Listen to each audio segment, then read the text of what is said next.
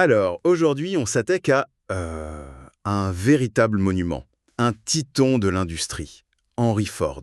Oui, On a son livre « Ma vie et mon œuvre », et l'idée, c'est vraiment de creuser un peu derrière la légende. On connaît tous la Ford T, mais bien sûr. quelles sont les idées, la philosophie qui animait cet homme? Parce qu'il se voyait pas juste comme un constructeur de voitures, hein. Ah non, pas du tout. Pour lui, c'était bien plus que ça. Il pensait avoir une théorie des affaires qui pouvait, selon ses propres mots, rendre le monde meilleur. Rien que ça. Et il faut bien voir le contexte. On est au début du XXe siècle. C'est une époque de grands changements, de capitalisme un peu sauvage. Oui. Et lui, il arrive avec une sorte de code moral pour l'industrie, basé sur le service, l'efficacité et une guerre totale contre le gaspillage. C'est presque un manifeste, en fait. Un manifeste qui commence de façon assez surprenante. Presque philosophique. Oui, il dit un truc comme « le pouvoir, les machines, l'argent, tout ça, ça n'est utile que si ça nous rend libres de vivre. C'est ça. On s'attendrait à ce qu'un grand patron fasse l'éloge de la richesse, mais lui, non. Il critique le système. » Et pourtant, il était riche, il le reconnaît. Oui, il en a profité. Mais il dit que le système est inefficace, immoral même. Et c'est là qu'on touche au cœur de sa pensée. Le fameux « service avant le profit Exactement. Aujourd'hui, ça sonne un peu comme un slogan marketing un peu creux. ». Un peu cliché, oui. Mais à l'époque, c'est une bombe. La norme, c'était le profit, à tout prix. Lui, il inverse tout.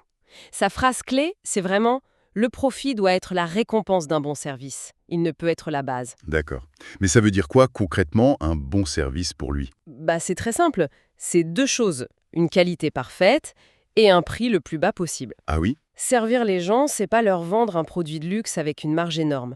C'est leur donner un outil, la voiture, qui soit utile, solide et que tout le monde puisse s'acheter. Il a une haine de la spéculation financière. Vraiment? Ah oui, pour lui, une boîte qui produit rien d'utile, c'est un parasite. Le but, c'est de produire pour que les gens consomment, pas pour jouer en bourse. Et cette idée, elle s'applique aussi au travail lui-même? Tout à fait. Il a une vision très pragmatique. Il dit, bon, on est obligé de travailler, alors autant le faire intelligemment. Et c'est là qu'il s'en prend à ceux qu'il appelle les réformateurs. Les bolcheviks, par exemple? Oui, bon, ça c'est assez classique pour un industriel de l'époque. Il leur reproche de vouloir tout casser sans rien y comprendre. Mais il ne s'arrête pas là? Non, et c'est ça qui est fascinant. Dans le même sac que les bolcheviks, il met, Les réactionnaires. Ceux qui veulent revenir en arrière. voilà. Pour lui, le radical et le réactionnaire, c'est pareil. Ce sont des idéologues, ils sont déconnectés du réel, des faits. Ford, lui, est obsédé par les faits. Et c'est quoi le réel pour lui? C'est quoi les fondations? C'est trois choses. L'agriculture? La manufacture et le transport. Il dit que tant que ça tourne, la société peut tout surmonter. Le reste, la politique, la finance, c'est du bruit. C'est une vision très terre à terre. Complètement. C'est pour ça qu'il se méfie de Washington et de Wall Street. La prospérité, elle vient pas d'un décret. Elle vient de l'usine, de la terre. De l'effort individuel? D'accord, la philosophie est très forte, mais comment on passe des mots, des idées à la réalité d'une usine? Où est-ce que cette idée de service prend forme? Elle prend forme dans une décision qui a dû paraître, mais complètement folle à l'époque. Laquelle? Ne produire qu'un seul et unique modèle, la Ford T. Et ne presque jamais, jamais le changer. Alors que tous les autres faisaient l'inverse, le nouveau modèle chaque année. C'était déjà ça, oui. Le début de l'obsolescence programmée. Et lui, il prend le contre-pied total. Et c'est de là que vient la fameuse blague. Le client peut choisir la couleur qu'il veut, du moment que c'est noir. C'est exactement ça. Et ce n'est pas une blague, c'est une déclaration de guerre à toute l'industrie. Mais il y a une logique implacable derrière. Qui est? En figeant le produit, il libère toute son énergie, tous ses ingénieurs, pour se concentrer sur une seule chose, le processus de fabrication. D'accord. Le but, c'est plus de vendre une nouvelle voiture, c'est de fabriquer la même, mais toujours plus vite, toujours plus solide et surtout, toujours moins cher. Et cette obsession du processus l'a même poussé à innover sur les matériaux. Il y a cette histoire incroyable avec l'acier au vanadium. Ah oui, cette histoire est géniale, elle dit tout de son état d'esprit. Racontez-nous. On est en 1905 sur une course auto en Floride. Une voiture française a un accident. Ford est là, il ramasse un petit bout de métal par terre. Un débris? Oui, un éclat de valve. Il trouve la pièce très légère, il essaye de la rayer avec son couteau. Il n'y arrive pas. Intrigant. Très. Il l'envoie à son labo. Et la surprise, c'est un alliage inconnu aux États-Unis. De l'acier avec un peu de vanadium, beaucoup plus léger et plus résistant que tout ce qui existe. Et là, il se dit, c'est ça que je veux. Exactement. Sauf que personne en Amérique ne sait en fabriquer. Ah, Il raconte qu'il a dû se battre, supplier les aciéries pour qu'elles apprennent à en produire. Et c'est cet acier qui va rendre la Ford T à la fois légère et quasi indestructible. et cette recherche d'efficacité, ça va culminer avec son invention la plus célèbre. La chaîne de montage. Et l'idée lui vient d'un endroit assez inattendu, non? Oui, il raconte qu'il l'a eu en visitant les abattoirs de Chicago. Les abattoirs. Oui. Là-bas, les carcasses de bœuf étaient sur un rail et elles avançaient de poste en poste. Chaque ouvrier faisait une seule tâche. C'était du démontage en série. Ford a eu le génie de se dire « Et si on faisait l'inverse ?» On va assembler au lieu de démonter. C'est ça. Et les résultats sont difficiles à croire. Les chiffres qu'il donne sont dingues. Donnez-moi un exemple. Alors, l'assemblage du magnéto du volant. Une pièce assez complexe, 30-40 composants. Avant, un ouvrier mettait environ 20 minutes pour en assembler une. D'accord. Ford décompose ça en 29 étapes simples, sur un tapis roulant. Le temps d'assemblage tombe à 5 minutes. De 20 à 5 minutes. C'est énorme. Mais le plus fou, c'est le châssis, Oui. l'assemblage complet du châssis. Au départ, ça demandait 12 heures et 28 minutes. 12 heures, une journée et demie de travail. Après plusieurs optimisations de la chaîne, ils sont passés à 1 heure et 33 minutes. Non, c'est pas possible. On passe de 12 heures à 1 heure et demie. C'est une réduction de presque 90%.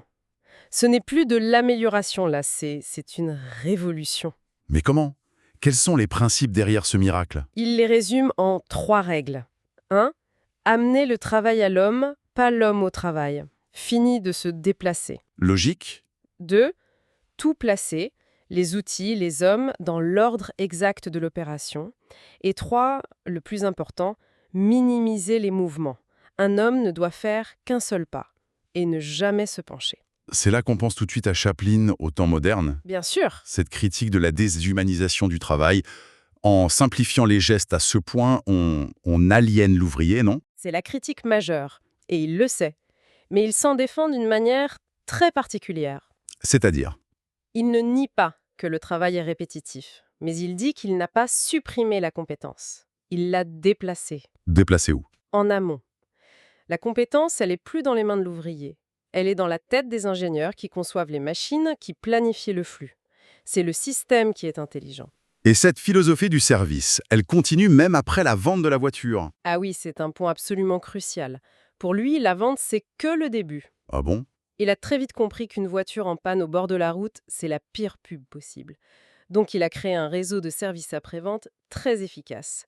Et surtout, pas cher. Ce qui, là encore, allait contre les pratiques de l'époque. Totalement. Il explique que ses concurrents voyaient les pièces de rechange comme une mine d'or. Le client est coincé, il est obligé d'acheter. Voilà, donc on peut lui vendre la pièce très chère. Ford, lui, a fait l'inverse. Il vendait les pièces détachées quasiment à prix coûtant. Toujours son principe de service. Et cette concentration sur son propre travail, ça l'a même amené à une vision très spéciale de la concurrence. En gros, il s'en fichait. Il l'ignorait, oui. L'histoire du procès du brevet Selden le montre parfaitement. C'est une vraie saga. Racontez. Pour faire simple, un groupe de constructeurs s'était formé autour d'un vieux brevet qui, soi-disant, couvrait l'invention de l'automobile. C'était un cartel en fait. D'accord. Pour avoir le droit de construire une voiture, il fallait leur payer une fortune. C'était un moyen de contrôler les prix et d'empêcher les nouveaux d'arriver. La plupart des constructeurs ont payé, j'imagine. Tous. La peur au ventre. Sauf un. Ford. Ford. Il a refusé net. Pour lui, c'était l'anti-service. Un système qui freine l'innovation et qui augmente les prix. Le cartel a attaqué en justice. Ils ont lancé des campagnes de pub menaçant d'attaquer aussi quiconque achèterait une Ford. La guerre totale.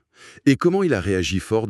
Il a contre-attaqué avec ses propres pubs, encore plus grandes, garantissant qu'il protégerait chaque client personnellement. Le procès a duré 8 ans. 8 ans? Et il a même perdu en première instance. Tout le monde le croyait fini. Ah oui? Mais il a fait appel, et en 1911, victoire spectaculaire. La Cour a jugé que le brevet ne valait rien. Le monopole s'est effondré en un jour. Pour Ford, cette victoire a sauvé toute l'industrie. Ce n'était donc pas qu'une question d'argent, c'était vraiment une bataille de principes. Exactement. Et tout ça nous ramène à sa vision des salaires. Et la boucle est bouclée. Le fameux $5 day. C'est ça. Son but ultime, c'était fabriquer avec le moins de gaspillage possible, vendre avec le moins de profit possible pour payer le salaire le plus élevé possible. Ce qui paraît contre-intuitif. Mais pour lui, c'était un investissement. Un salaire élevé, c'est du pouvoir d'achat, c'est ses propres ouvriers qui peuvent acheter ses voitures, c'est un cercle vertueux. L'entreprise, pour lui, elle est au service de tout le monde. Les managers, les ouvriers, les clients. Donc si on résume, on a vraiment ces piliers, le service avant le profit, une simplification extrême pour atteindre l'efficacité, et l'idée que seul le travail bien fait est source de prospérité durable. C'est une excellente synthèse. Mais il y a une dernière chose, une dernière pensée qu'il glisse à la fin du livre et qui est peut-être la plus provocatrice de toutes. Ah oui.